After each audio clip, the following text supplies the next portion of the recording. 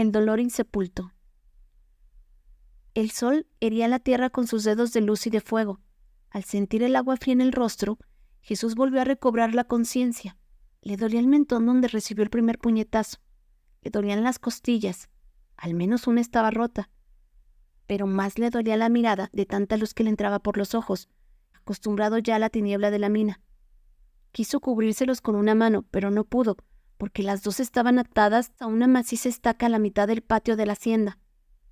Era tan chico que no alcanzaba a pisar el suelo, porque el albadón de la estaca a la que lo habían amarrado estaba a la medida de gente más alta, de modo que los pies le quedaban colgando para hacer más miserable el tormento.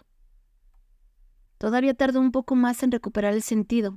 En ese instante se dio cuenta que el sol también le cosía la espalda desnuda y comprendió lo que estaba a punto de pasarle.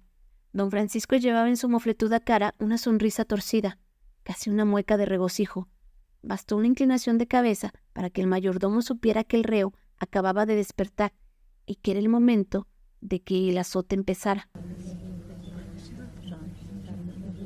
El general se las daba de muy ingenioso para aquellas cosas.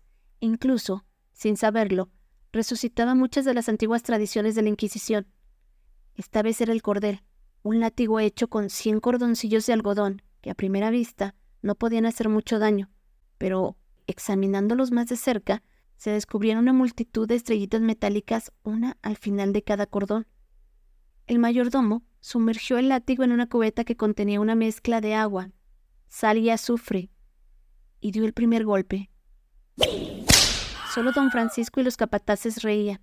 El resto de los peones, incluso los hermanos de Jesús, obligados a presenciar la escena, observaban en silencio, sufriendo con el muchacho, dejando que cada alarido encontrara su secreto, primero en los blancos muros del patio y luego en los cerros, que son los pies de la sierra.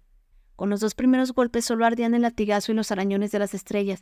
Conforme la carne se iba hinchando y reblandeciendo, el suplicio se volvía terrible.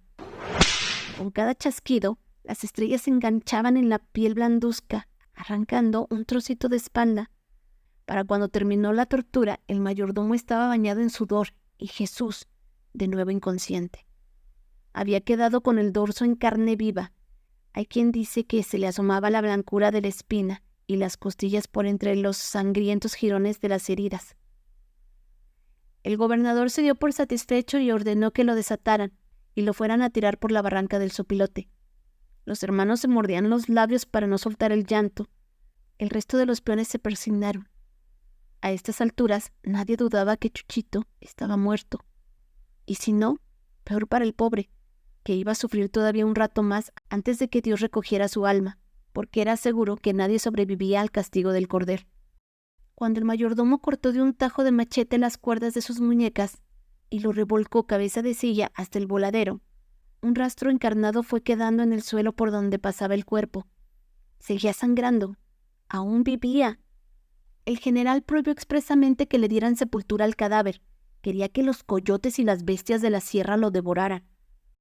Por supuesto que nadie se había atrevido a desobedecer las órdenes de don Francisco, como gobernador o como general, mucho menos como patrón. De todas formas, por si la idea pasaba por la cabeza de los más cercanos al difunto, esa tarde y la noche que le siguió, los capataces estuvieron más atentos que nunca para que ningún peón pudiera salir de la mina. Por fortuna, los custodios ignoraban que Santiago y Felipe eran hermanos de Jesús y, como en la noria no había vigilancia, nadie se percató de su ausencia justo a la hora en que paraba la molienda, poco antes de que cayera la noche. Los niños se escabulleron con sigilo y caminaron las 2 leguas que había hasta la barranca. Era muy fácil hallar el camino por el resto de sangre que estaba ahí, claro y brillante. Aunque habían pasado más de 8 horas, la sangre seguía roja, como si hubiera sido derramada apenas unos minutos atrás.